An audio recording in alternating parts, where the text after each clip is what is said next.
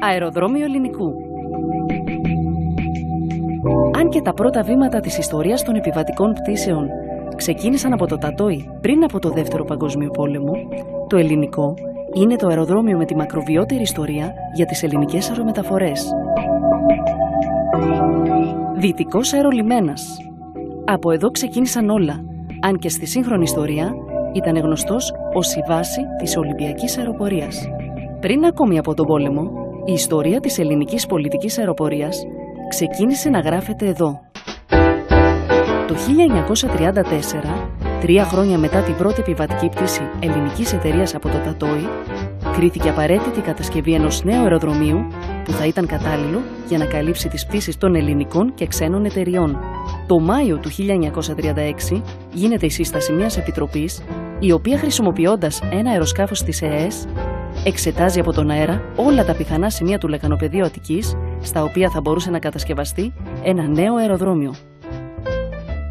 Η Επιτροπή παρέδωσε το πόρισμα της έρευνάς της στον τότε Υπουργό Συγκοινωνιών Ιωάννη Μεταξά, προκειμένου να ξεκινήσουν οι διαδικασίες απαλωτρίωσης. Η περιοχή που είχε επιλεχθεί ήταν αυτή του Αγίου Κοσμά.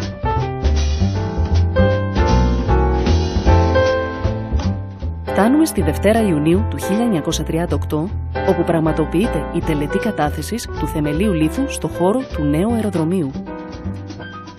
Ο πρώτος διάδρομος που τέθηκε σε λειτουργία με το άνοιγμα του αεροδρομίου ήταν ο 0321. Μαζί με ένα χώρο στάθμευσης, ο οποίος τότε ήταν καλυμμένος με PSP. Στο υποκατασκευή ακόμη ελληνικό, ξεκίνησε και η λειτουργία της Σχολής Χειριστών με την ονομασία Σχολή Αεροπορίας Αθηνών. Η σχολή ήταν δημιούργημα της ελληνικής αεροπορικής εταιρείας ΤΑΕ, η οποία έπαιξε καθοριστικό ρόλο στις αερομεταφορές μεταπολεμικά. Στη σχολή φοιτήσαν αρκετοί Έλληνες που ήθελαν να γίνουν πιλότοι. Η ίδρυση της Σχολής Αεροπορίας Αθηνών είχε στόχο να εκπαιδεύσει πιλότους, οι οποίοι θα επάνδρωναν τα αεροσκάφη της ΤΑΕ για την εκτέλεση των εμπορικών της πτήσεων στο προσεχές μέλλον.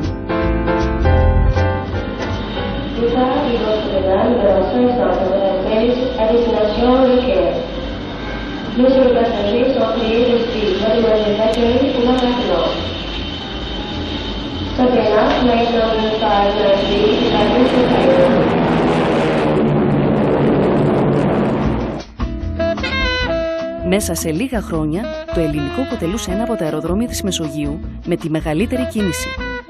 Τα έργα επέκτασής του ακολουθούσαν διαδοχικά το ένα μετά το άλλο. Αυτό λόγω της γεωγραφικής θέσης της Ελλάδας, η οποία αποτελούσε από τη γέννηση των αερομεταφορών στην Ευρώπη ένα από τα βασικά σημεία ανεφοδιασμού των αεροσκαφών της εποχής, των οποίων τα τεχνικά χαρακτηριστικά ήταν περιορισμένα και απαιτούσαν πολλούς ανεφοδιασμούς για τις πτήσεις τους σε Μέση και Άπο Ανατολή. Παρακαλούνται και οι επιβάτες της Ολυμπιακής Αεροπορίας, οι ταξιδεύοντες για Ζηρίχη, Φραγκφούρτη και Άμστερνταμ, όπως προσέλθουν στον έλεγχο διαβατηρίων. Στο ελληνικό τη σκητάλη από την ΤΑΕ, αρκετά χρόνια μετά, παίρνει η Ολυμπιακή Αεροπορία. Η εμπλοκή του Ωνάση με τη διοίκησή της κάνει γνωστή την Ολυμπιακή σε όλο τον κόσμο.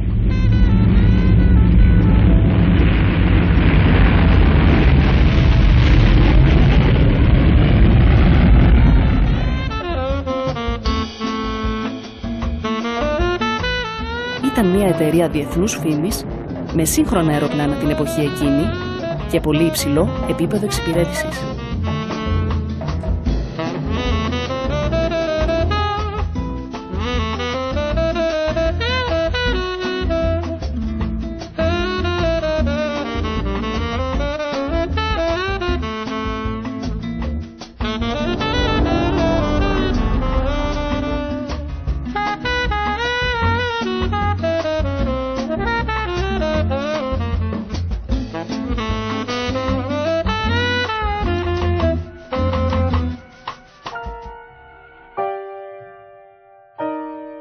Όταν έφτασε η εξέλιξη στην εποχή των τζετ, η Ολυμπιακή ανανέωσε το στόλο της, μένοντας ανταγωνιστική. Με την ανάπτυξη της Ολυμπιακής, δημιουργήθηκε πρόβλημα χώρου στο ελληνικό, την ώρα που τα έργα επέκτασης του αεροδρομίου συνεχιζόντουσαν. Πραγματοποιήθηκε επέκταση του τέρμιναλ, του διαδρόμου προσγείωσης και του χώρου στάθμευσης αεροσκαφών στα πλαίσια του σχεδίου Μάρσαλ. Από το 1962 ξεκίνησε η κατασκευή του Ανατολικού Αερολιμένα, ο οποίος θα εξυπηρετούσε μόνο τις ξένες αεροπορικές εταιρείες, με το Δυτικό Αερολιμένα να παραμένει αποκλειστικά για χρήση της Ολυμπιακής.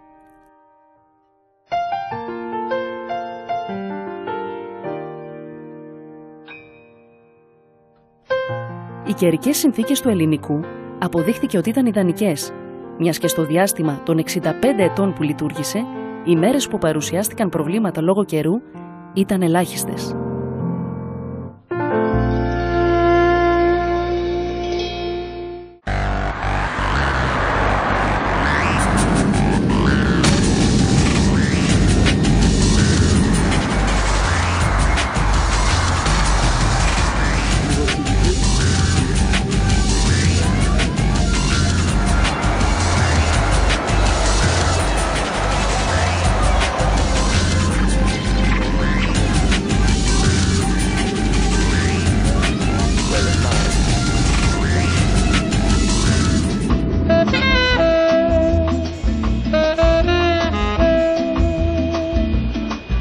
Στο Δυτικό Αεροδρόμιο ιδρύθηκε και η μικρή Ολυμπιακή, από το γιο του Αριστοτέλη Ωνάση, Αλέξανδρου.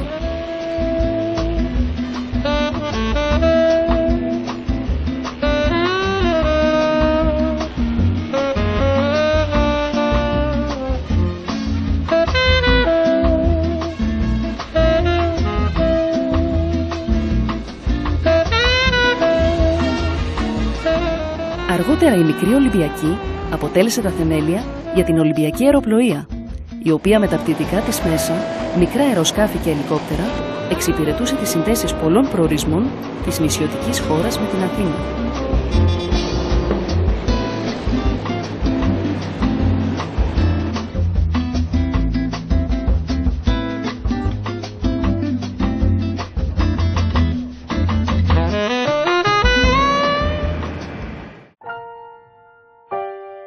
Από την προπολεμική δραστηριότητα υδροπλάνων στη Μαρίνα των Γουβιών της Κέρκυρας απέμεινε στην Ελλάδα ένα υπόστεγο συντήρησης. Το συγκεκριμένο υπόστεγο στα τέλη της δεκαετίας του 40 αποσυναρμολογήθηκε και μεταφέρθηκε από την ΤΑΕ στο αεροδρόμιο του Ελληνικού προκειμένου να πραγματοποιούνται οι συντηρήσεις των αεροσκαφών της εταιρείας. Αργότερα χρησιμοποιήθηκε για συντήρηση των αεροσκαφών της Ολυμπιακής Αεροπορίας. Η τεχνική υποστήριξη σε ένα αεροδρόμιο σαν το Ελληνικό ήταν επιτακτική, όχι μόνο για τις ανάγκες των ελληνικών εταιριών που είχαν έδρα εκεί, αλλά και για τις ξένες.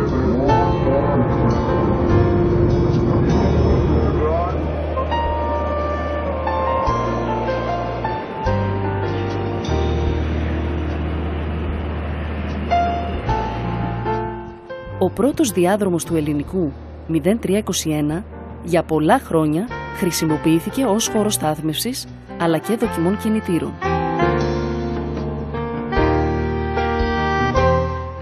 Η πλευρά του 21 χρησιμοποιήθηκε ως χώρος μακροχρόνιας στάθμευσης αεροσκαφών, ενώ του 03 ενώθηκε με το χώρο στάθμευσης του Δυτικού Αερολιμένα. Ας θυμηθούμε όμως κάποιες στιγμές από την επιχειρησιακή λειτουργία του Δυτικού Αερολιμένα του Ελληνικού.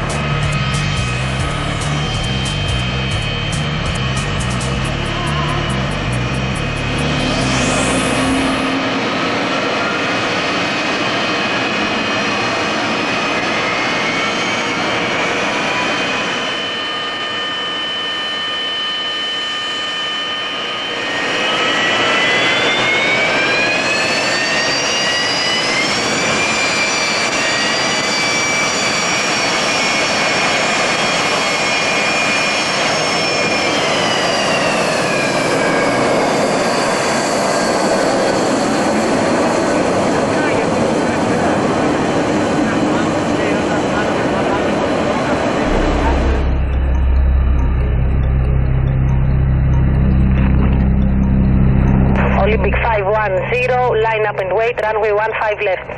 Line up and wait, runway 15 left, Olympic 510. Καλησπέρα, η 278, εξόψεως για 15. Καλησπέρα, Olympic 278, descend traffic altitude, report 5 mile final, reduce speed to minima, 1006. Roger, descending to traffic altitude, call you 5 miles final, 15 left, 1006, time for 348.